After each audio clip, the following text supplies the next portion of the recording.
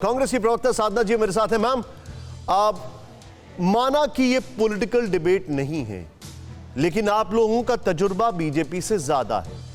क्या सजेशन देना चाहेंगे? कैसे फायर एक्सटिंग्विशर इस्तेमाल किया जा सकता है कश्मीर में अभी?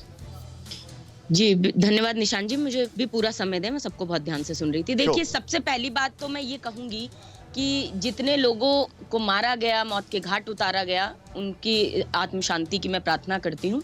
और दूसरी बात ये है कि बिल्कुल राजनीति नहीं होनी चाहिए, और इतिहास में तो अगर हम जाएंगे तो फिर पूरी राजनीतिक बातें ही सामने आएंगी, परंतु शुरुआत यही कहते हुए करती हूँ कि कश्मीर है जहाँ, वहाँ आज तमंचे हैं केसर की क्यारी में, और कश्मीर है जहाँ आज रुदन है बच्चों की किलकारी में, और कश्मीर है जहाँ वहाँ अल्पसंख्यक हिंदू मारे जाते हैं, 47 के बंटवारों के घाव गाड़े जाते हैं। तो आप पूछ रहे हैं मेरी सलाह क्या है? मैं तो यही कहती हूँ कि अंतिम एक चुनौती दो सीमा पार पड़ोसी को कि गीदड़ कायरता ना समझे सिंगों की खामोशी को। हमको अपने खट्टे मीठे बोल बदलना आता है, और हमको अब भी दुनिया का भूगोल बदलना आता है। तो पाकिस्तान गीदड़ भपकी ना समझे, हम चाहें तो अब भी हम भूगोल बदलने की ताकत रखते हैं। हिंदुस्तान में उतनी ताकत है आज भी। लेकिन आज यही प्रश्न मैं बार बार करना चाहूंगी यहाँ पर कि मैं राजनीति नहीं कर रही हूँ, परंतु जब हम चर्चा करते हैं और विचार विमर्श करते हैं तो प्रश्न भी उठते हैं। पहला प्रश्न तो आपने कर ही दिया था कि ऑल पार्टी मीटिंग कब बुलाई जाएगी। दूसरा प्रश्न में आपने बुरहान वानी का नाम लिया। ये वही बुरहान वानी है जिसके भाई की जब मुठभेड़ में जब हत्या हो जाती है, मारा जाता है,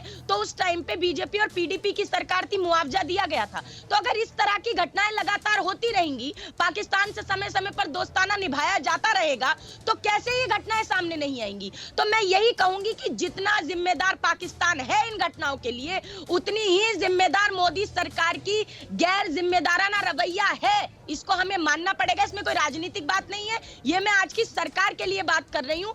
कोई भी सरकार हो, उसकी जिम्मेदारी बनती है कि आतंकवादियों के लिए कौन सा रवैया इख्तियार होना चाहिए, प्रवासियों के लिए कौन सा रवैया इख्तियार होना चाहिए। इनके पास कोई प्लान ऑफ एक्शन नहीं है, सिर्फ बतौलेबाजी है, सिर्फ मन की बात है, और इस बतौलेबाजी से काम नहीं चलने वाला। फिर आप पूछेंगे विपक्ष से कि आप किसानों के लिए तो आंदोलन करते हैं, शहीदों के लिए आंदोलन क्यों नहीं करते?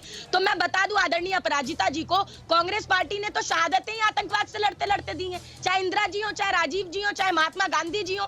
तो इतिहास में अगर आप जाएंगे तो भाजपा के शासन में सबसे ज्यादा आतंकवादी घटनाएं हुई, चाहे लाल किले में आतंकवादी घुसे हो, चाहे संसद भवन में मसूद अजहर जैसे आतंकी को छोड़ने का काम किसके शासन में हुआ, वो सब जानते हैं। तो राजनीति ना की जाए, परंतु अगर आज जरूरत है तो सब एकजुट होकर पाकिस्तान को अगर मुंहतोड़ जवाब देना है, तो जैसे कि पूनिया जी का भी बयान आया, उस बयान से भी सहमत हूं। दूसरी बात, ऑल पार्टी मीटिंग बुलाई जाए, विचार विमर्श किया जाए, और किस तरह इन घटनाओं को रोका जाना चाहिए। 370 हटे बहुत समय हो गया, अब प्रवासियों की क्या स्थिति है उस पर सरकार को संज्ञान लेना चाहिए, और उनकी सुरक्षा, उनका संरक्षण का काम केंद्र सरकार की ही जिम्मेदारी है, ये इन्हें समझना पड़ेगा। मैम, आपने ऑपरेशनल पार्ट जो था वो सिर्फ मुश्किल से 10 या 20% बोला होगा, बाकी आपने पहले स्टार्टिंग में आपने बड़ा जोश खरोश के साथ कविता बताई, समझ में आता है। लेकिन आपने जो पीडीपी का उदाहरण दिया, शायद आप भूल रही हैं कि अभी हम यूएन में पाकिस्तान को कैसे कॉर्नर कर रहे हैं।